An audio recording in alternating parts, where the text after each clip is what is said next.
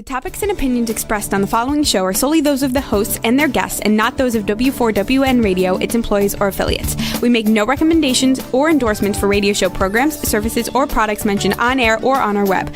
No liability, explicit or implied, shall be extended to W4WN Radio, its employees, or affiliates. Any questions or comments should be directed to those show hosts. Thank you for choosing W4WN Radio. This is Beyond Confidence with your host, Divya Parekh. Do you want to live a more fulfilling life? Do you want to live your legacy and achieve your personal, professional, and financial goals? Well, coming up on Divya Parekh's Beyond Confidence, you will hear real stories of leaders, entrepreneurs, and achievers who have stepped into discomfort, shattered their status quo, and are living the life they want. You will learn how relationships are the key to achieving your aspirations and financial goals. Moving your career or business forward does not have to happen at the expense of your personal or family life, or vice versa. Learn more at www.divyaparekh.com, and you can connect with Divya at contact@divyaparekh.com. This is Beyond Confidence, and now here's your host, Divya Parekh. Good morning. This is Divya, and it's Tuesday, and love this day because I get to be with you. So for each and every one of you who have got our books, I want to thank you because together we can make a difference. Partial profits from the book sales do go to kiva.org, where we help entrepreneurs from all across the globe, especially women entrepreneurs. And if you're thinking which books to get, both the Entrepreneurs Garden as well as Expert to Influencer are going to help you get what you want and live the lifestyle you deserve. And of course, there are several other books that you can feel free to get it. Sales of any books go to partial profits from it, go to kiva.org. And I'm going to invite you, like always, to spend 1 hour of your time every month supporting someone without any strings attached. Let's start this kindness circle and let's keep it going. And let's invite our guest in. So welcome, Angelique. Hello, wonderful to be here. Thank you so much for having me. Oh, it's a pleasure having you over here. So tell us, Angelique, if you remember a moment or a time or a person from your childhood that left a mark on you. Oh, wow. You know, it's so important that we take the time to remember these things because those marks can affect us for the whole rest of our life. And it was my grandmother on my mother's side. My grandmother was a great cook, and she also used to garden. And just the fact that she would take time to share what it is that she really knew and was important on her heart really made an effect on me. What about you? Oh, great question. So I was very lucky to have some really, really good people in my life who left an impact. Although I gotta say, the most impact, the different levels of impact, there was this big, beautiful tropical tree in our backyard with strong, sturdy limbs. And of course, my parents didn't like it, where I would just kind of climb up and take my books with me and read it. I would even sometimes take my blanket. And whenever my parents tried to give me a timeout, I would be climbing on the topmost limbs and kicking on it. And they'd be like, please, okay, you're no longer in timeout, just come down. So I think so it was a fun time for me, but not so much as for my parents. So as you kind of grew up under the influence of your grandma, and she liked gardening, and so what would you say that you took away from your association with her?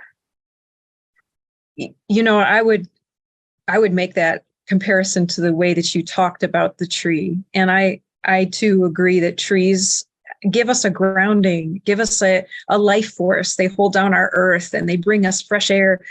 And people who are living in their presence, who aren't trying to be something, who just truly are loving what they do and they're great at it. That's what she was and represented to me. And that's what trees do for us every day too. They just be. If we can all be the tree, we'd all be the best person we can be, right?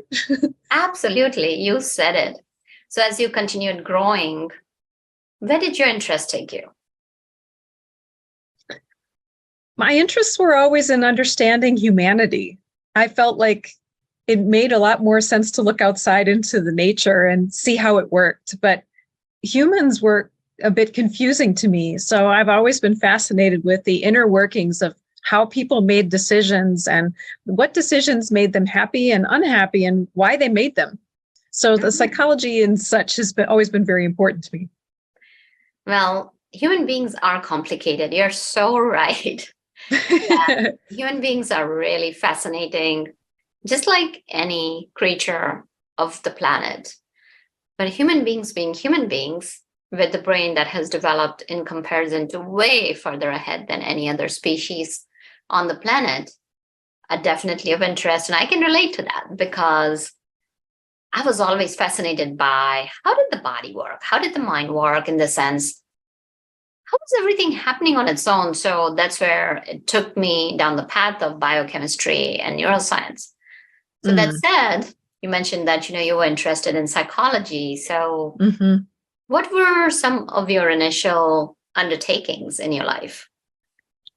I went through school and I went through college as well. And I have, when I started studying psychology, I admired it, but I found, at least for me and my perspective, I always wanted applicable information. And there's a lot of study about the mind, but the actual application of how to use it and what works and what doesn't is what I wasn't finding in psychiatry. So I do have a minor in philosophy, and I've also gone to do intensive months-long studies with folks like cosmologist John Dobson, who's a mentor of mine, and other spiritual people who knew how to actually apply the information and walk the walk, so to speak. So you asked about how it really manifested for me. How did it play out? I just continued along the path till I found things that worked, and finding people who knew how to walk it. That's what makes it work. You're absolutely right on the spot that it's, you could have the best intentions in the world. You could have all the information in the world. And yet, if you don't have that implementation, and that to implementation done the right way, then you're not going to be able to bring that change or take without that action. It just remains a dream or a wish or a goal. It does not become reality or results. So you really said that. So as you travel through your life, walking with people who had already achieved it, and I'm really a fan of that too, because I've done the same. And when you work with someone or when you follow someone, sometimes you can just be reading books, consuming podcasts, you could be working with someone. When you take the learnings of people who have already been through all of what you may go through, you are getting a shortcut to where you want to go. So that's such a great way of doing it. So yes. Tell us more about where did it finally lead you? Well, where it led me was to recognizing that even though people were incredibly intelligent, like the doctors of psychiatry and such, I knew from also my research, having a background and degree in journalism as well, that 70% of the people who are teaching these things, who are psychiatrists, don't actually apply it. They have the same problems that they're teaching about. So for me, I realized that there really wasn't a degree, so to speak, for walking your talk. And I found that to be unsettling, really, in humanity, that we would be okay with the facade of a degree that we don't know how to walk. And so I decided I was going to create my own. And just by doing my podcasts and doing my studies, and then only talking and speaking about things that I've actually applied, and I surround myself with other people who have also applied it, because I believe that there's something that comes from studying with people who've applied it that isn't just the knowledge that we're sharing. It's like what emanates out of the tree. It's not just oxygen and not just beauty, but there is a presence about the tree. There's a presence about being with a master. It's called satsang, when you sit with someone who's actually embodying what it is that we are seeking, that it emanates out of them and it seeps into us like we're absorbing it like a sponge. And it's on an unconscious level. And that's really important. We need more people who can embody their truth. Love that. Love that word presence. Mm-hmm. And it again kind of brings us back to mindfulness and being present, being in the moment. And a lot of people will question that, what does being in the moment even mean? It's being living the life, embracing wherever you are at and without the past and the future. And of course, everybody's definition can be different. It's about accepting. And as you kind of go back to the tree, I love nature. Tree will not question what you're doing underneath it, or it will not question anybody else. The nature knows how to live in harmony. And that's so much more like we need to bring in, not only in our personal lives, but also as a humanity. What do you think of that? It's vital. It's vital because we need to accept, life just like the tree. We can accept beauty and people under it. We can accept the winds. We can accept the rain and the weather. That doesn't necessarily mean we always like all of it, but being in acceptance of it means that we aren't causing stress for ourselves.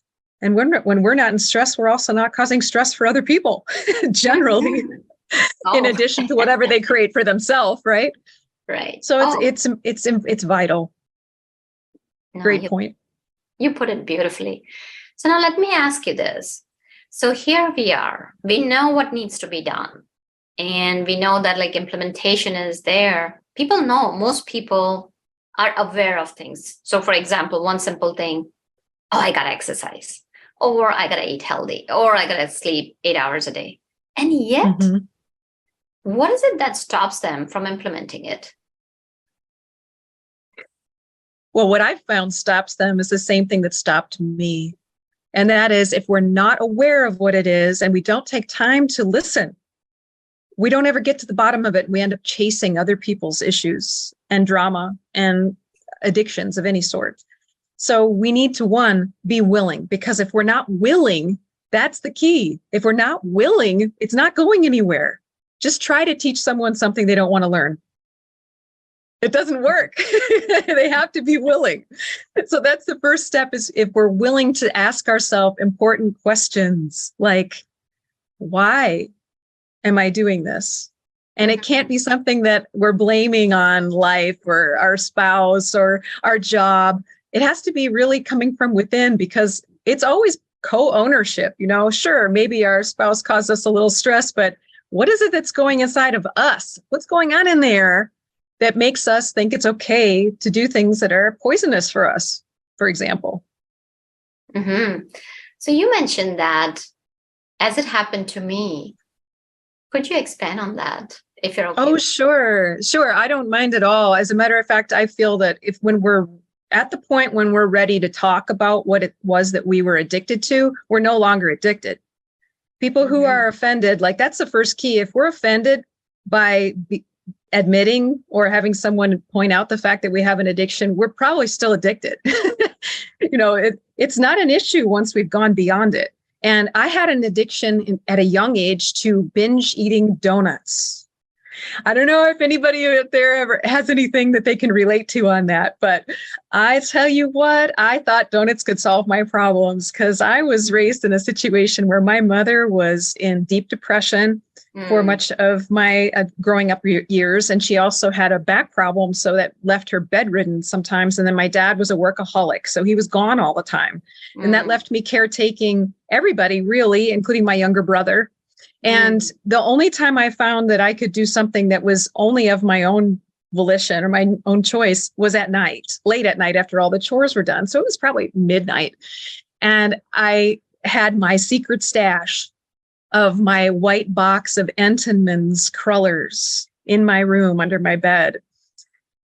and I could go grocery shopping. So I was lucky enough to be able to be the person to have the donuts and knew where they were and had my hid stash. And I got down to the bottom of the box of donuts. I'd eaten every single last crumb. I mean, I'm holding the white container and the cellophane is crackling a little bit and I'm trying to stay quiet. And I get down to the bottom and pull out my little crumbs and I'm nibbling. And as I'm sitting there, starting to get what they call the Joneses, realizing I don't have any more donuts and I want more donuts. I had two choices. Am I going to try to jump out the window and go get myself some more donuts at the gas station? Or am I going to sit here and give myself the opportunity to learn a little bit? Like, I am stuffed. I'm sick to my stomach. I'm sick. I'm literally sick. And yet I still want more donuts. So I realized it's not a hunger issue. I'm not hungry. So if I'm not hungry and I don't really want donuts, that led to self-inquiry. What do I really want? What do I really want? And I'm sitting there in my bedroom and I'm a young teenager. I don't know how old I was. I don't remember. But so you were still a child. Oh, yes, still a child. And at the time when you were supposed to be playing out, you had all the responsibility at home and you were taking care of your mom and you were taking care of a younger brother. I don't know how many kids would do that and not sneak out or shun their responsibilities. And so it's important to have compassion as well. So tell us, how did you even become aware? I mean, you were so young at that time. Well, I was, but yet at the same time, when you have other people around you who aren't responsible, we become over-responsible, which actually became a psychological problem. I mean, I had hypervigilance issues. I was always wanting to make sure everything was okay and everybody else was okay. But as a child, in some ways, it really helped me because I knew I couldn't get help from either one of my parents. And the answer to the question, what do I really want, was a really important answer. It led to another question, but my answer was, I really wanted love, which I've found is basically the answer to most every addiction. So far, I've never met anybody and worked with anybody as a mentor with someone who that wasn't the answer. And so that led me to saying, well, I can't get it from my parents. I can't get love from them because they're dealing with themselves. So where can I get it? And how do I experience love? And that helped me to learn some things that I could do even as a young child to love myself. So that led me to start a self-love you movement. So tell us, when you were that young child, when you realized, or when did you become aware of that there was something going on, and when did you question, and what was the result of it? Well, I think any of us can know how do we know we have an addiction? We lie about it. We say, oh, I don't have that problem, or no, I don't need to have all those donuts, or we might pretend we don't eat donuts when we're in front of other people. We hide them, like I hid my box of donuts, or we deny. We deny, that there's an issue. We just avoid the whole problem overall. So lying, denying, and hiding are three ways that we can know that we have a problem. So I did that with donuts, but there are more than one addiction. Usually people have 2 to 3 addictions. When we have one, we have more than one because it's really not the issue with the addiction. So if you're open to it, I'd love to hear, did you have any other addictions that you were aware of? Oh, yes. Yes, I did. And I had to work through those as well. What I didn't know was the more recent overcoming of addictions was codependency. The one in the middle of that I had worked out was workaholism. So I had done all those things really as a source or way to be able to achieve the recognition for myself that I felt that I needed, because I couldn't get love from outside of me in the way that I felt that I needed it. And I couldn't succeed at my love relationships with my family. So I thought, well, I can succeed at work, so let's just keep doing that. So what I'm hearing is that workaholism, and we will explore that because so many people are workaholics, and sometimes they even take pride in that. Oh, yes. And guilty. Okay. I've been guilty. Okay. It's a norm to be a workaholic. And if somebody is going for work-life balance, then it's like, So of course, that's different generations, and especially millennials and Z Gen are bringing that change about, where having that time with family and time for oneself is really, really important. So when we talk about workaholism, so what's showing up for me is that vacuum, which could be filled by love, is being filled by work. That, okay, if I work, I'll get recognized. And that external validation somehow replaces, to some extent, that love that you were seeking. Yes. And that is absolutely true. And in my case, I took it even a step farther, because my work was always about giving to other people the same way it was in my family growing up. Mm-hmm. So I still wasn't, I did not try to get validation from even the accolades. As a matter of fact, I didn't want people to point out that I was doing a good job, because there were other issues growing up in my family where it's just not a good idea to get praised by other people, because there's jealousy and competition and other things that I didn't understand that. And even doing what I'm doing right now, it took a lot of personal inner work in order to do what I'm doing right now. This is not my my norm. I'm actually an introvert who does the extrovert thing just so that I can accomplish sharing a message that I believe is vital and important, so that someone out there may or may not choose to inspire themselves. Thank you so much for being open and vulnerable and sharing your story. Absolutely. That's the only way that we can all really make a connection. And I want to acknowledge you and give you a shout out for the work you've done yourself, because that's one of the hardest things to do. And for you to not only do the work and move beyond it, but recognizing it, that there was this cycle which got initiated in your childhood. And then it continued because you were used to giving, and taking care of others. So how did you realize that workaholism was a repetition, and how did you overcome it? Because I'm sure there's so many other people, men and women alike, who could benefit from your experience. Well, how I realize it may or may not be similar to other people, but I have several intuitive gifts. And so I knew at a young age what ended up being confirmed to me by other masters. And that is, we pick up the soul issues of our parents. So at the time of our conception, we will pick up whatever issues our parents have not healed within themselves. So I already knew my dad. I started to reflect then. I knew my dad had workaholism, and I knew the issues that my mom had. So I just one by one started analyzing myself and saying, where is what they have similar to what's going on with me? And how am I seeing that playing out in my own life? So it came to observation, questioning, self-inquiry, and observation to determine, where is this showing up, like little sprouts or roots coming up from that original issue of my parents. So you were able to notice yourselves. Let's say there is somebody who's a workaholic, and their spouse and their children, and it could be a man or woman, are not happy with them. Obviously, because family wants their time. All they're looking for is time with them. And let's say this professional or an entrepreneur is not giving them. So how can they get out of it? Well, when we look and recognize, what am I getting out of avoiding them? What am I getting out of not allowing that connection?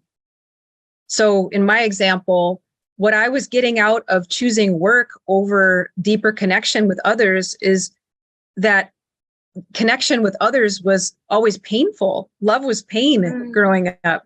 So it wasn't safe for me to connect with others that were close to me, like family, or people that were in my intimate relationships as well, because that always repeats itself until we heal it. So it's really turning it back to ourselves. How are we gaining by not connecting? And one other side note, you mentioned that our family wants time with us. And it depends what kind of person they are. Time is time, but quality time, I don't know that anyone actually defined that. And that's where it really gets real. If we're actually able to connect with a child, even for a shorter period of time, they can feel that. They know that. Same with our spouse or our other friends and relations. It doesn't take hours and hours of time together when we're actually truly there and with us, connected within, connected without. Does that make sense? Oh, absolutely. Like the quality of time is almost a moment stolen in time. And I will share that there's so many of my friends, and I'm blessed to have quite a few friends like that we will not even talk for a few years. Time goes by, you're in different states, people are busy with their lives. And when we connect, it's almost like the time stops and we pick back up right where we had left. So I totally understand it's not the length of time, it's the quality of time, because you could be with someone for days and days together. And yet, if you're not enjoying each other's company and pinpointing, and there are fights, and so what's the point of having that time together? Mm-hmm. It's about bringing that joy and love back into those moments, because those moments once gone are gone. Yes, beautifully said. And just if there's anybody out there who is in a relationship with someone who's a narcissist, that doesn't really apply. And I can speak that firsthand, because you could spend all the time in the world with someone who has a narcissistic personality disorder, and you can offer all the connection you want to offer, but you're never going to get the connection because they're not connected with themselves. So you'll be seeking something in pain for years and feeling like it's all you, and that there must be something wrong with you, that you can't get a connection or any quality time, no matter how much time you spend with this person. So just give yourself a break. If you don't know what narcissistic personality disorder is, look it up and start to look into codependency and enabling, because being on the opposite side of that and being the enabler to a codependent with addictions, like serious addictions that cause them self-harm on a bodily level as well as others, people who haven't done it don't understand it. But you can learn about it. Absolutely. Could you speak more to that? Because I'm sure there are a lot of women out there and a lot of men as well, like where they're in these toxic relationships where being together is not doing anything for one person, or maybe doing it. And as you talked about the codependency and enabler, that'll be very helpful. Well, yes. And it kind of goes back to what we spoke about earlier when I said, if we have an addiction to anything, even if it's enabling, even if it's codependency, we have to ask ourselves, what are we getting out of that? That was the only way I knew how to give, because that's the only way that I could give in my family of origin. It wasn't reciprocal because they couldn't connect with themselves, with my mom being depressed and my dad being totally disconnected from his own emotions. Having experiences in war and just choosing to never disconnect with his emotions because he considered that weak. So because that's all I ever knew, I felt like if I could just eventually keep giving and doing what I'm doing, that someone that I would be in connection with would be able to give back. But unfortunately, that's not the way that life, God, or whatever you want to call it, created life. That's not the way it works. We actually have to see the cycle of codependency and addiction in order to work ourselves out of it. It's not going to work itself out by itself. Yeah. So is there a more specific question you have about the codependency and narcissistic dynamic? Because there are so many things to talk about there. Yeah, let's just kind of look at from two different perspectives. Like, let's say if there is a person and their boss is like that, and what could they do? Or there's an entrepreneur and, they keep on attracting the same type of clients. And then they find, because I had one of my clients like that, and that they take on, they're initially like really, really thrilled. Yes, I'm so excited I'm bringing on this client. And then they find that whatever they're doing is not pleasing either the boss or the client. So something in a situation like that. Well, when we're in a codependent narcissistic relationship, looking to find any type of validation from them or agreement from them on that anything we've done is right or good, or acknowledgement that we're worthy or that we have done enough. We can't look for any of those things from them, not because we're judging them and saying you can't, but because there's a deeper issue. Narcissists do not have a sense of self. What does that mean? That means that if you don't have, for example, a hand and you say, I want to open my hand, so I'm going to take one finger and open it up, and then another one and another one. If we don't have a sense of self, which is the hand, there's nothing to open. They can't change because there's nothing there. They haven't taken the time to find out who they are on a character level, saying, I believe in integrity and I'm only going to stand for integrity. I believe in honesty. I'm only going to speak honestly, etc. They haven't done that. Why is that? Because they were probably raised by someone who made them change in order to be acceptable. So all they know is to be a chameleon. So they might argue for abortion in one discussion with someone who believes in that, and then they might go 5 minutes later and argue the exact opposite with someone else and speak it as if it is them, because it is them. They have no sense of interior skeletal soul self. They don't have a self. So it would take severe cataclysmic change, for them to change, because they can't see why there's anything wrong with their behavior. And very often they will be very successful in life and very charismatic. And then when they get home, it's just like you flipped a light switch and they become their other personality and take it out on you. And you'll see that as a boss, if like you talked about working with someone who has narcissistic personality disorder, you have to ask yourself, why am I willing to accept this? Building up our self-worth is the only way to truly get out of the cycle. And we have to do that ourselves. No one can do it for us. That's really a great point, that there is no sense of self. And if there is no moral compass, then what is guiding them? There's nothing there to guide them. So now actually there is what's guiding, and I don't mean to, I want people to know this. There is something guiding them. Validation, approval, power, control, money, sex. That's what's guiding them. It's instant gratification in one way or another. And it's usually comes in a very attractive package. Yeah, no, this is important that, you realize it, that like, no matter what you have done, it's not going to make a difference. So recognizing that and making a decision, as you talked about, it's not only about the intention, it's about the implementation of it and deciding whether to make a choice or not. And you talk about some 3 to 4 tips on overcoming any types of addiction. Can you shed light on that?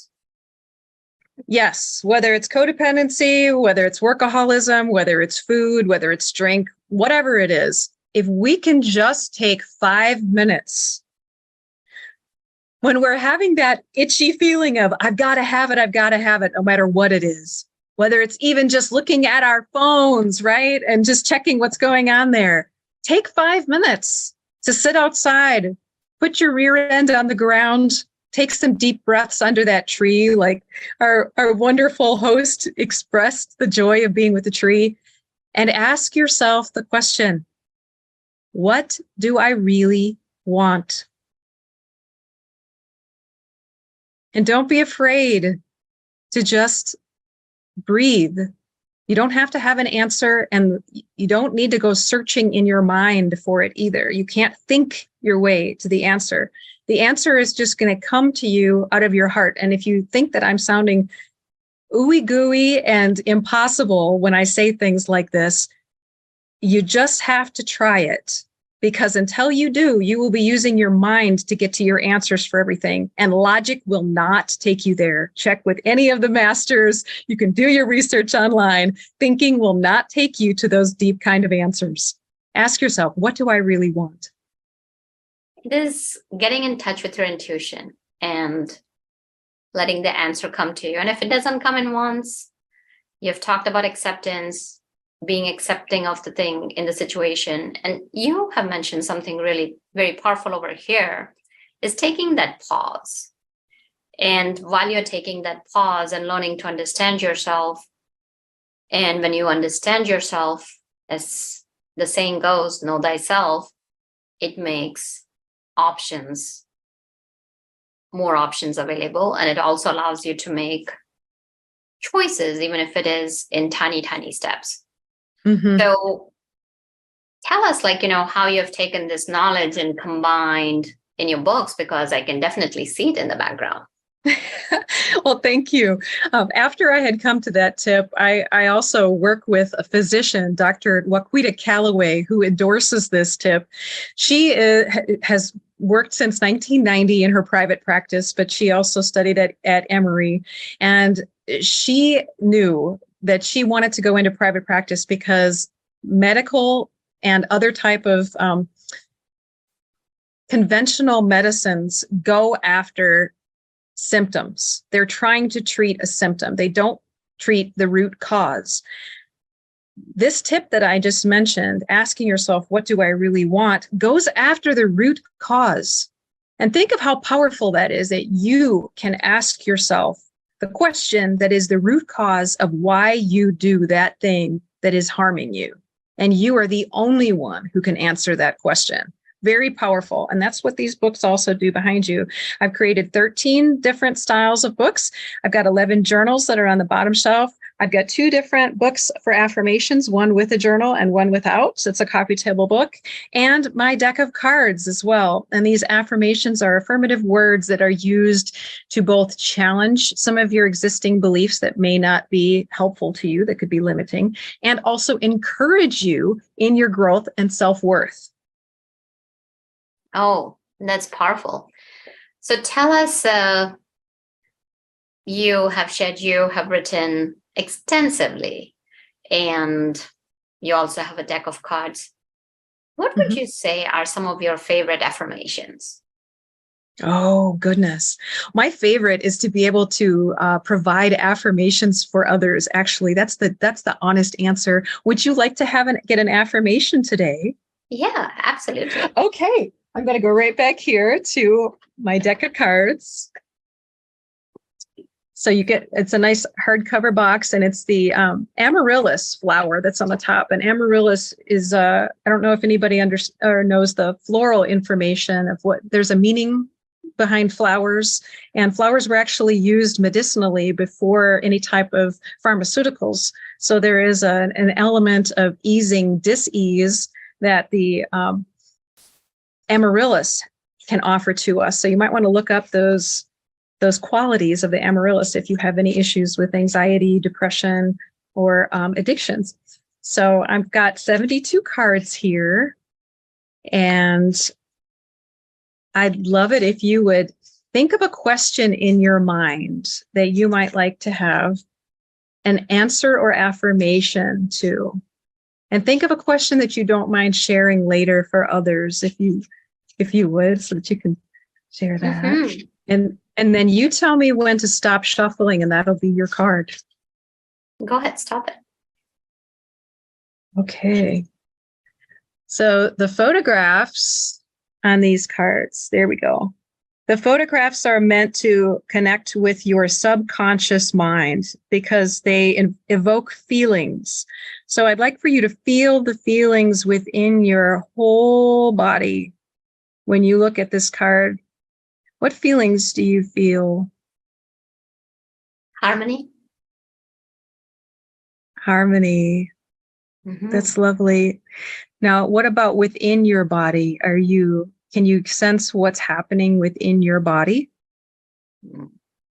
Just calm. Calm. Okay, wonderful. All right, now I'm going to flip the card over and it's going to have words on it.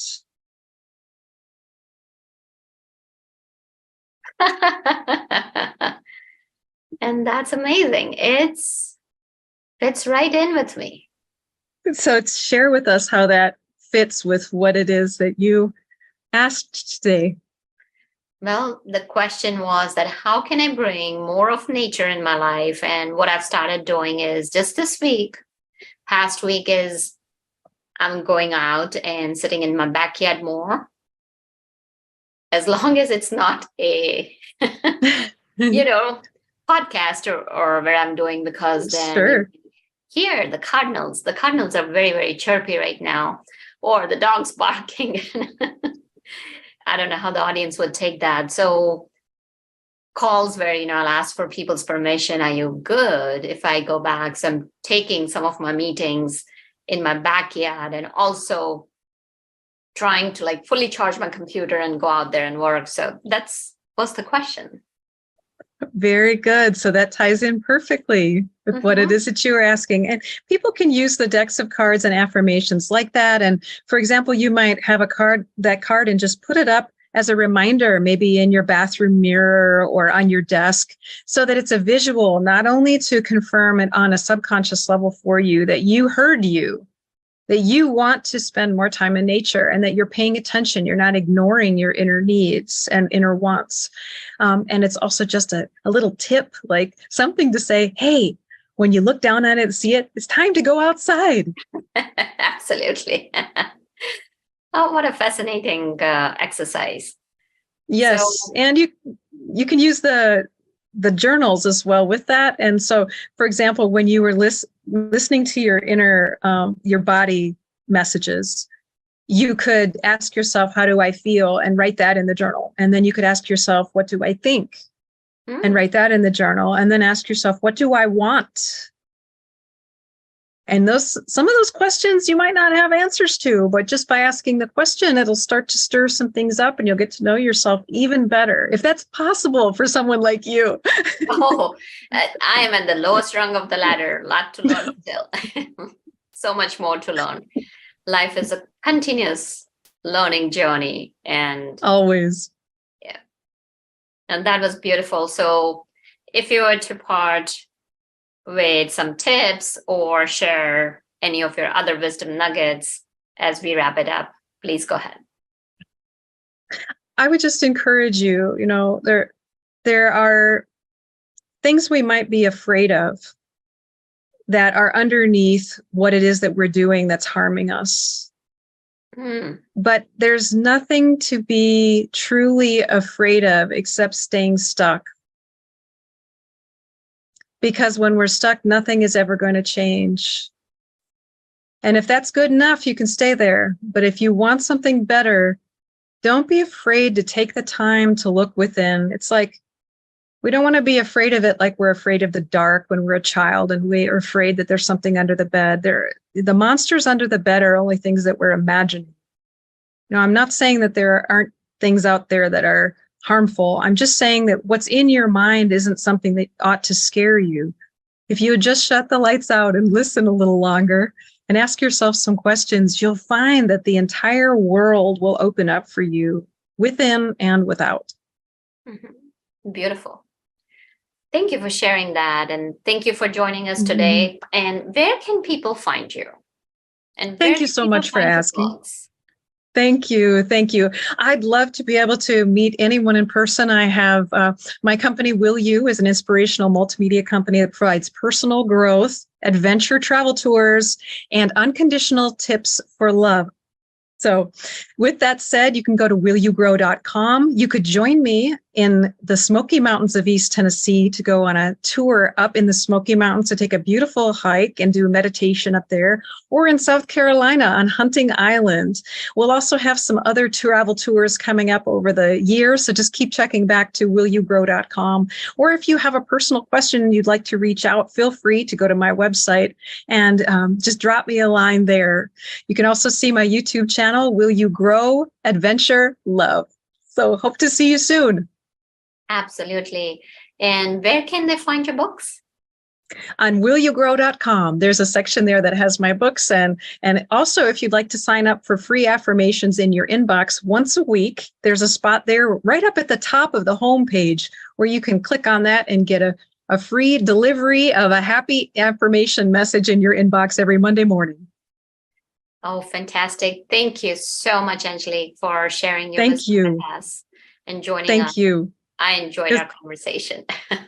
Oh, thank you so much. And your stories about the trees are inspirational and very heartwarming for sure.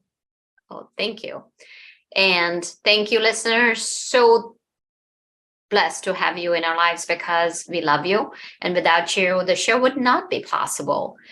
So reach out to us with any questions you have and who can we bring so that you can live the life you deserve and you get the tools and strategies and inspiration. So reach out to us as you always do. And I'm super thankful for that. And let us know. And last but not the least, thank you, Juan, for making the show possible. So until next time, be well and take care. Thank you for being part of Beyond Confidence with your host, Divya Parekh. We hope you have learned more about how to start living the life you want. Each week on Beyond Confidence, you hear stories of real people who have experienced growth by overcoming their fears and building meaningful relationships. During Beyond Confidence, Divya Parekh shares what happened to her when she stepped out of her comfort zone to work directly with people across the globe. She not only coaches people how to form heart connections, but also transform relationships to mutually beneficial partnerships as they strive to live the life they want. If you are ready to live the life you want and leverage your strengths, learn more at www.divyaparekh.com. And you can connect with Divya at contact@divyaparekh.com. We look forward to you joining us next week.